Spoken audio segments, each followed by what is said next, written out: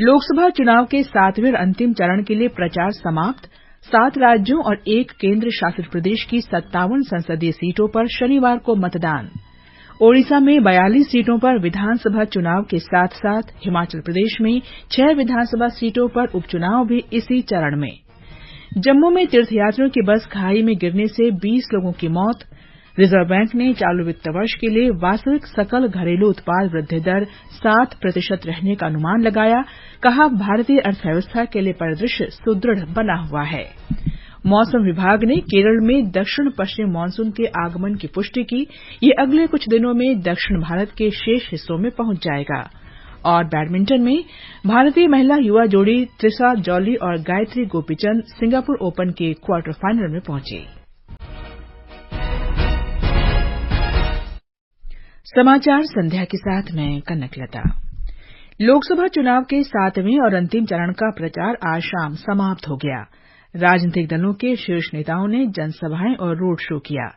इस चरण में 1 जून को 7 राज्यों और 1 केंद्र शासित प्रदेश की 57 सीटों पर वोट डाले जाएंगे। मतगणना 4 जून को होगी। इस चरण में उत्तर प्रदेश और पंजाब की 13, पश्चिम बंगाल की 9, बिहार की 8, ओडिशा की 6, हिमाचल प्रदेश की 4, झारखंड की 3 और चंडीगढ़ की 1 सीट पर मतदान होगा। पंजाब में चुनाव प्रचार के आखिरी दिन कई वरिष्ठ नेताओं ने अपने अपने प्रत्याशियों के पक्ष में जमकर प्रचार किया। एक रिपोर्ट। लोकसभा चुनाव प्रचार के आज आखिरी दिन भारतीय जनता पार्टी के वरिष्ठ नेता और प्रधानमंत्री नरेंद्र मोदी ने होशियारपुर में एक चुनावी सभा को संबोधित किया, जबकि भाजपा के राष्ट्रीय अध्यक्ष जेपी नड्डा ने अमृतसर, फरीदकोट और रूपनगर में रोड शो व जनसभाएं की। इधर कांग्रेस के वरिष्ठ नेता राहुल गांधी नवांशहर के खटखट कलां पहुंचे, जबकि आम आदमी पार्टी के संयोजक अरविंद केजरीवाल ने मुख्यमंत्री भगवंत सिंह मान के गृहनगर संगरूर में रोड शो किया। श्रोमणी अकाली दल के अध्यक्ष सुखबीर सिंह बादल भी प्रचार में जुटे रहे। शिशु शर्मा शांतल, आकाशवाणी समाचार, जालंधर।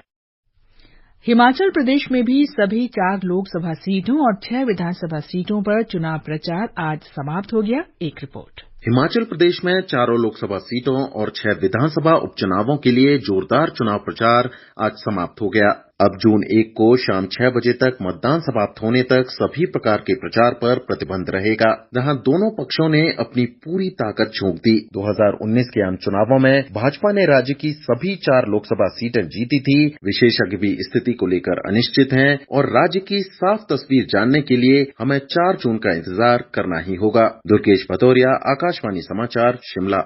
ओडिशा में 42 सीटों पर विधानसभा चुनाव के लिए प्रचार समाप्त हो गया है।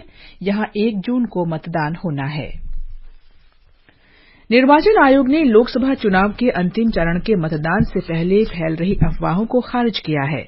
आकाशवाणी समाचार से विशेष बातचीत में मुख्य निर्वाचन आयुक्त राजीव कुमार ने कहा कि मतदान प्रतिशत बढ़ने से जुड़ी अफवाह देश भर में फैल रही है। इन दावों को खारिज करते हुए श्री राजीव कुमार ने कहा कि कोई भी मतदान प्रतिशत नहीं बढ़ा सकता है, क्योंकि उम्मीदवारों और एजेंटों को फॉर्म 17C की प्रतिलिपि उपलब्ध कराई जाती है, जिसमें मतदान प्रतिशत का रिकॉर्ड होता है। वोटों से छेड़छाड़ से जुड़ी अफवाहों पर श्री कुमार ने कहा कि निर्वाचन आयोग ने मतदान प्रतिशत के आंकड़ों और ईवीएम की सभी जानकारी अपनी आधिकारिक वेबसाइट पर डाल दी है।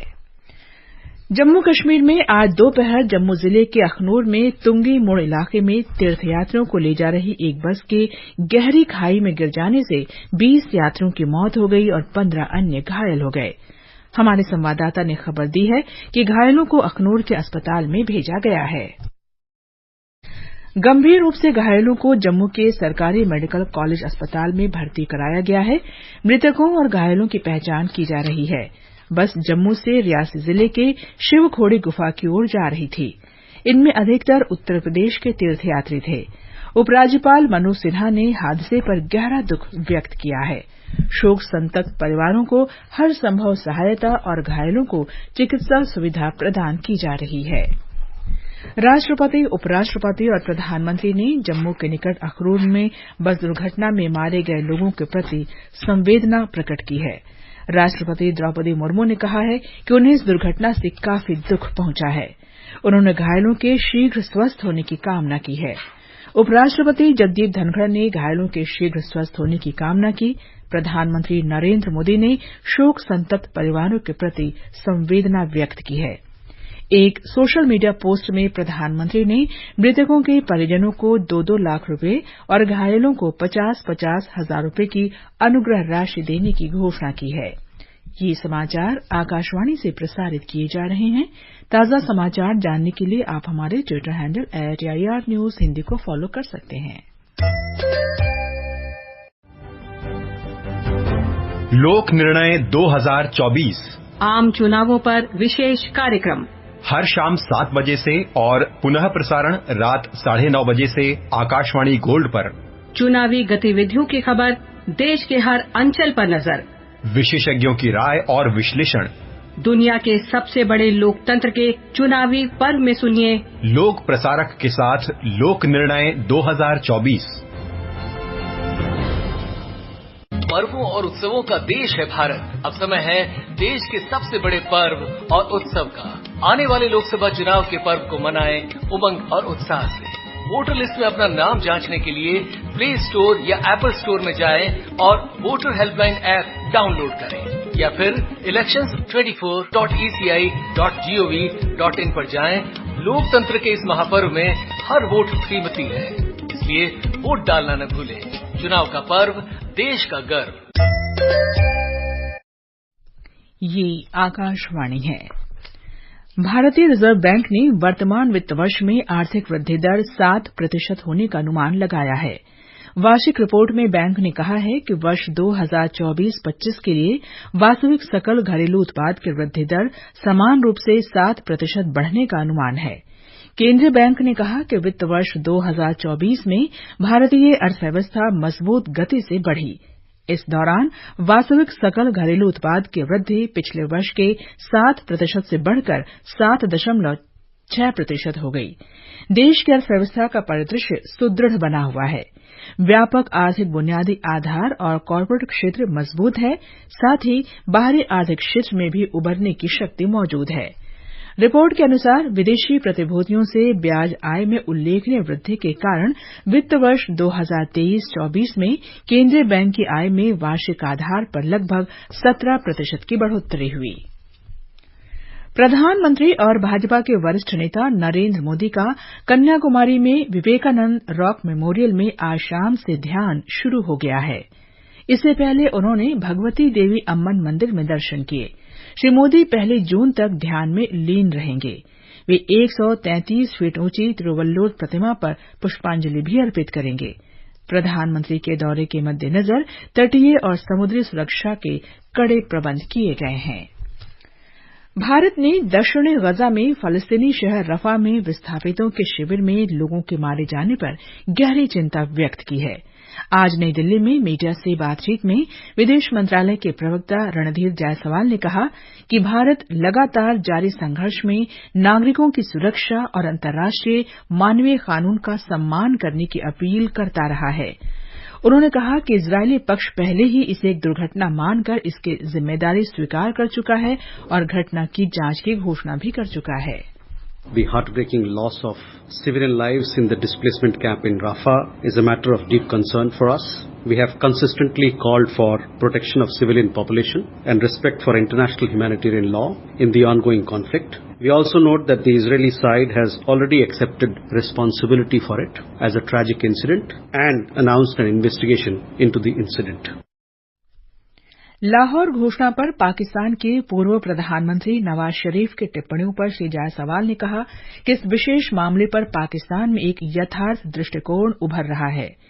जनता दल एस से निलंबित सांसद प्रज्वल रेवन्ना पर एक सवाल के जवाब में श्री जायसवाल ने कहा कि विदेश मंत्रालय ने उनके राजनयिक पासपोर्ट को रद्द करने के लिए भारतीय पासपोर्ट अधिनियम 1967 के प्रावधानों के तहत कार्रवाई शुरू कर दी है।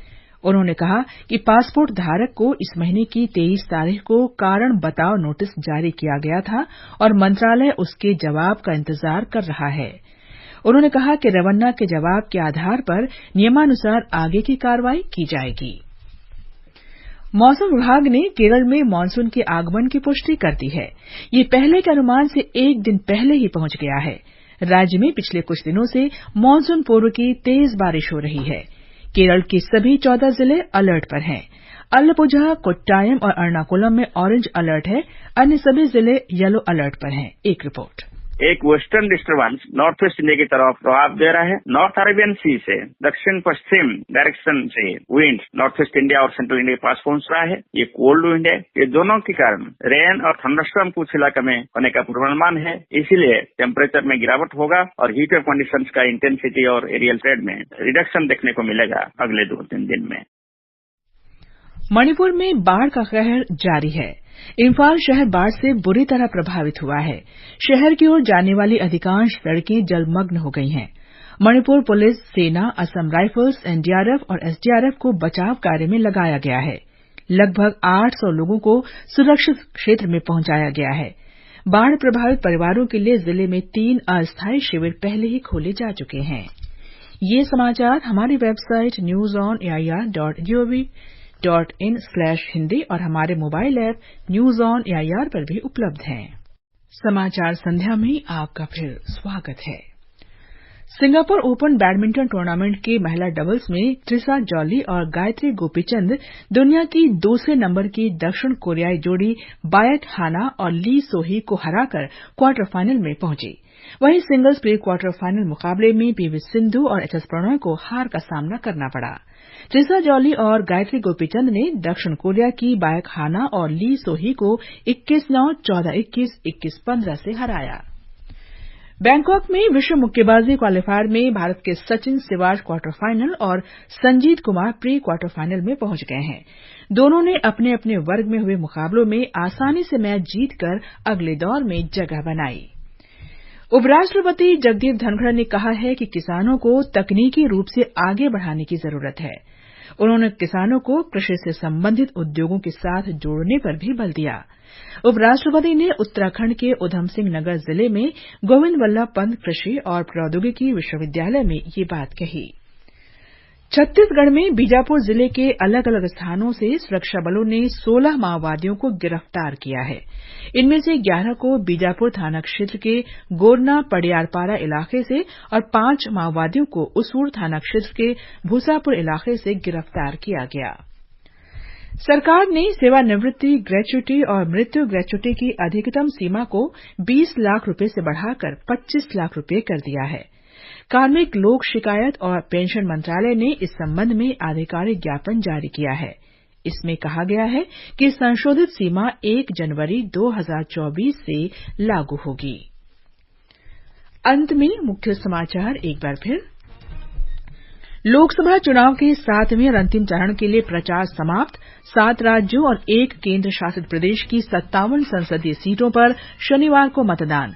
ओडिशा में 42 सीटों पर विधानसभा चुनाव के साथ साथ हिमाचल प्रदेश में 6 विधानसभा सीटों पर उपचुनाव भी इसी चरण में। जम्मू में तीर्थयात्रियों की बस खाई में गिरने से 20 लोगों की मौत।